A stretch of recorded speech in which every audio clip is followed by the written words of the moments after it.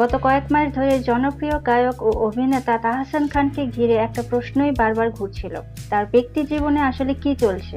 বিয়ে, সম্পর্ক, হঠাৎ নীরবতা, সব মিলিয়ে গুঞ্জনের শেষ ছিল না। অবশেষে সেই ধোঁয়াশার একটা বড় অংশে নিজেই আলো ফেললেন তাহসান। প্রথমবারের মতো তিনি স্পষ্টভাবে জানিয়েছেন স্ত্রী রোজা আহমেদের সঙ্গে তার বিচ্ছেদের কথা।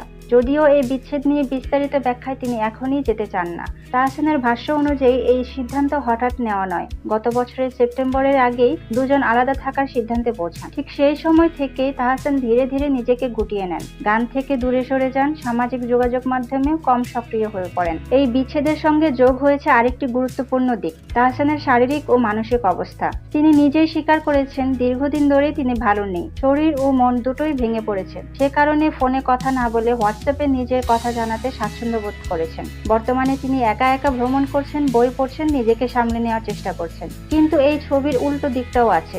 রোজা আহমেদের ইনস্টাগ্রাম বলছে ভিন্ন গল্প।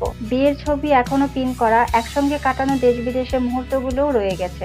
এমনকি কিছুদিন আগেও নিউ ইয়র্কে বৃষ্টির মধ্যে একসঙ্গে হাঁটার ভিডিও ভাইরাল হয়েছিল, যেখানে কোনো বিচ্ছেদের ছাপ ছিল না, বরং ছিল ঘনিষ্ঠতা আর প্রশান্তি। তাহলে প্রশ্নটা এখানেই, দুজনের অবস্থান এত ভিন্ন কেন? তাহসান যেখানে নিজেকে দূরে সরিয়ে নিচ্ছেন, সেখানে রোজার এই নীরব উপস্থিতি কি ইঙ্গিত দেয়? এটা কি শুধুই অতীতের স্মৃতি ধরে রাখা, নাকি ভবিষ্যতের কোনো দরজা এখনো খোলা?